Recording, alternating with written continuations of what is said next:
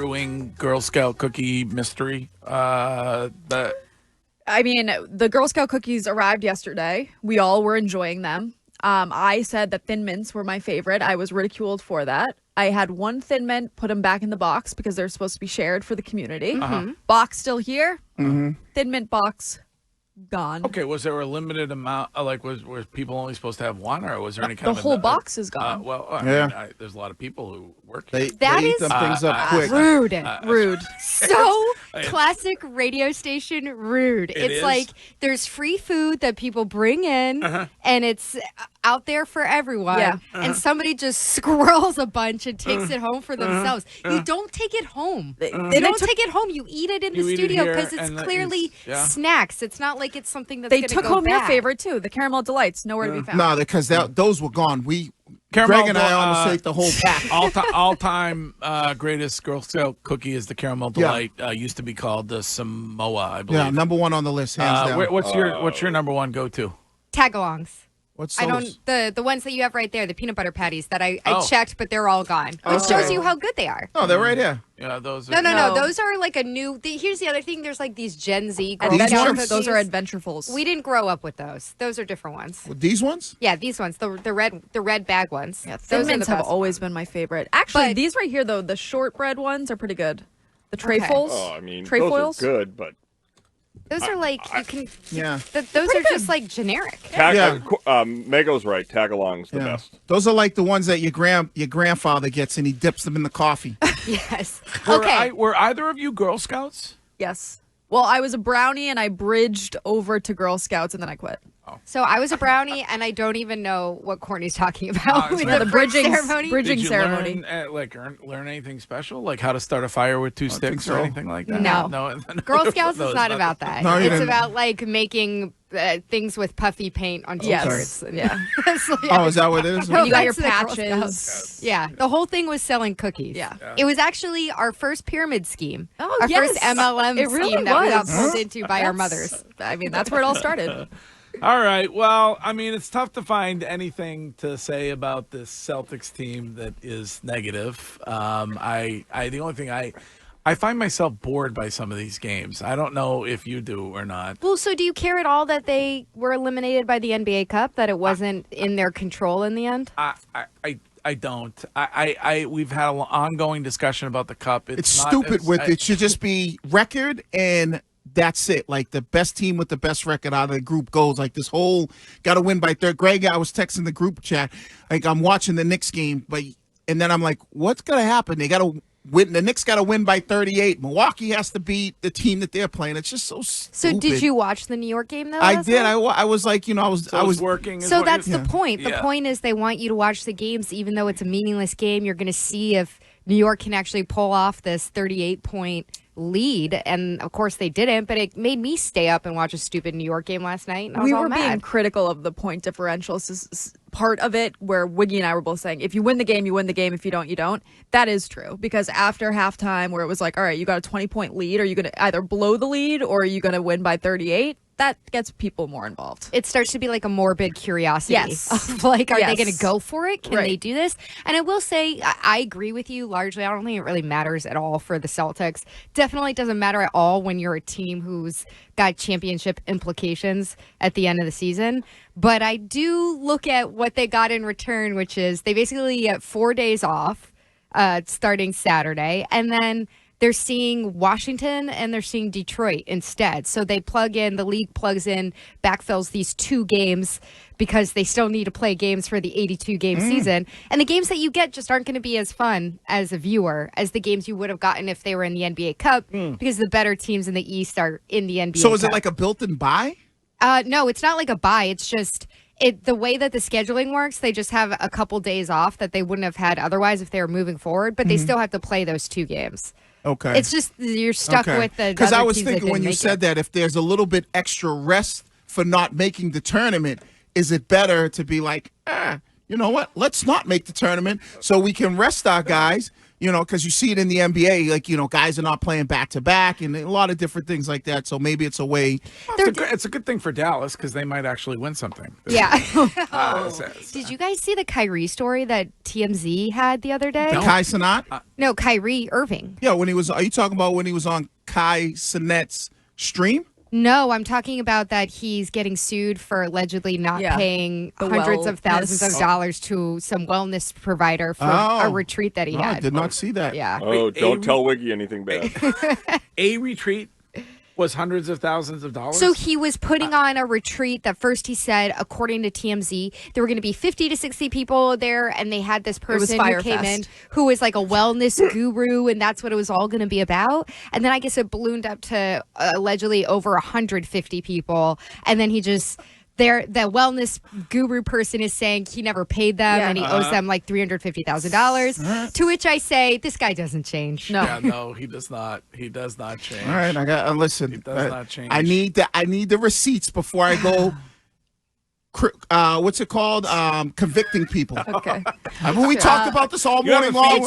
Haven't we talked this all morning long with John raises a good point. Anybody can sue anybody. Right. Anybody can bring a suit true. against you. Kyrie is always the villain. I mean, haven't we talked about it all morning long with John Benet Ramsey's dad? Yes. Poor guy. That is true. And Greg loves indicting ham sandwiches, so it's always what we do around here. Wiggy is on an odd theme, which is defending Rollis Chapman for shooting windows out. Is one of his big things that he's talking about. And groping his mom. No, I said he did it 10 years ago, and that's the first thing we bring up. This guy's a bad guy. Yeah. This guy's a bad guy. 30 games, which is a lot. I mean, but we got to wait until he was never convicted of nothing. Listen, the same way we're waiting on what happens with Karen Reed. Look at how many people want to convict her already. Jason Tatum, Player of the Month. Hard pivot. And I've heard enough. I know where Wiggy stands on this. Generally, we know where Wiggy stands on things. I love it. Can we just do a very quick thing on that topic? Milan Lucic, I found out, and I was here. I must have been bombed.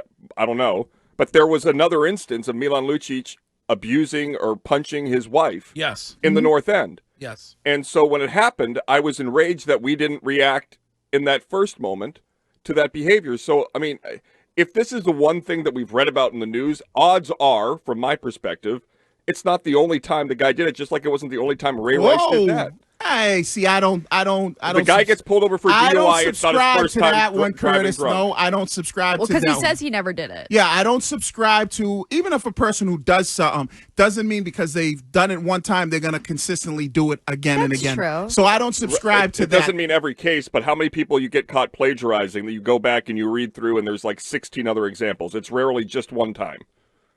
Yeah, but when we're talking about like things that I feel like when you're talking about Milan Lucic or you're talking about Chapman of hitting a woman, I don't subscribe to. If he's done it once, he's probably going to do it over and over and over again. I'd also say, Curtis, like you had raised a good point about that idea about the plagiarizing, but I do think that when it's an offense where it's like you're trying to find a shortcut like that, that's something that becomes more habitual. A violent alleged act is a little bit of a different nature. But I do think you cross a threshold when you're able to do that to a woman, that once you're there, it seems more likely that it would reoccur as opposed to never doing it. Yeah, like we talk about it with Diddy, with the Cassie video. We say if he's doing that out in the hallway, imagine what he's doing behind closed doors. So I'd rather not. Right, no, I wouldn't either. So back to Tatum. Wiggy thinks that video was AI. No, I said I saw what he did in that video and it was wrong. Yeah. Anyway, Jason Tatum, what does he need to do when it comes to finally being the MVP? Well, finally, I mean, we just entered December, so he's got a long way to go. But I think right now it's really going to come down to whether guys like SGA or Anthony Edwards make any kind of surge in the second half of the season, and if he can knock down Jokic, because we've talked a lot on this show before about how will there be voter fatigue around Jokic, but the guy's numbers are still just more outstanding than Jason Tatum's. Like, he just continues these triple doubles that are the likes that you haven't really seen since Russell Westbrook, and that got Westbrook the MVP several years ago. So I look at it and I say, I think it might be, if Jokic continues this way, it's just going to be hard, even with voter fatigue, for anyone to topple him. And again, I do think that it's still very early for Jason Tatum in his career. He's gonna get the MVP. It's gonna happen for him at some point. The primary focus this year still has to be repeating, especially when you've got this ownership change on the horizon, and there is now this time crunch with everything, possibly because you don't know who's going to be coming in. We were talking a lot about you and Greg's guy, Pritchard. Yes. And in the Heat game, I was watching it, and it was bringing back memories of Isaiah Thomas. I was saying it on the show. Actually, the first season that you and I met was that Isaiah Thomas season. And then after the game, Eddie House was talking about it, saying similar numbers there. How important do you think Payton Pritchard will be for the Celtics to be able to repeat something? I think right now Payton Pritchard is kind of the headline for the depth that this team has. And we've talked so much about how last year they had the best starting 5/6 in the entire league. Now they've grown into something else, which is even more impressive. And credit to the Celtics player development behind the scenes, because you think you have such a stacked high portion of the roster. What do you do with these guys on the other end? Payton Pritchard was somebody who was disgruntled just 2 years ago with his contract. He wanted to go somewhere else where he'd get more playing time, but he continued to develop behind the scenes. You see it with guys like Luke Cornett, who also had a big night against Miami. So when you're in these stretches in the first half of the season, when you're sitting Jaylen Brown and Derek White in the same game, or you're sitting Drew Holiday and both your starting bigs, these guys backfill and they just look extremely ready to go. So I know we've been talking about Payton so much.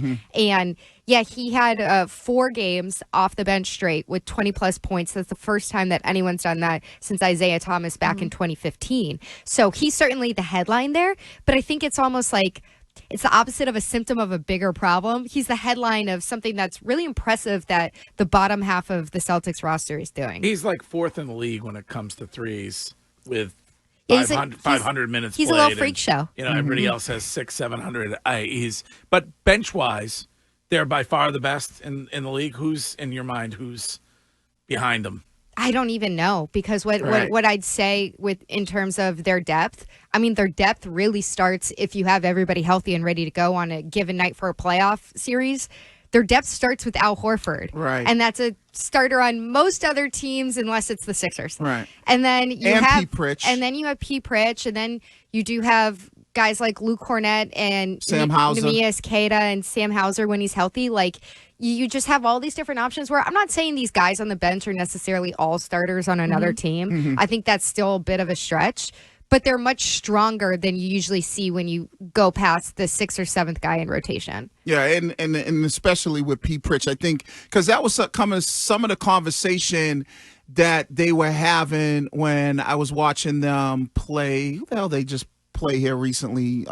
Heat? Yeah, when they were playing the Heat, and they were talking about on the broadcast, like, what would Pritch be like if he was somewhere else a starter? You know what I mean? It's kind of like the Terry Rozier conversation that we had a few years ago. And that's exactly why they were talking about, because Rozier obviously, went to Charlotte, became a starter, and we see him as a good player, and Pritch having that opportunity, and his role is perfect. But sooner or later, he's going to want to be one of the guys, you know what I mean? And that might happen here in a couple seasons, because you're going to have the crunch of, I don't want to get into all the boring stuff about the second apron, and all you have to know is they're going to be spending an incredible amount of money to hold this team together. And you've got somebody like Drew Holiday who's in his 30s, and he's probably going to be moving on in one way or another. I'm not saying Payton Pritchard is going to take over Drew Holiday's role, but it's not completely out of the realm of possibility if you're trying to keep the roster together.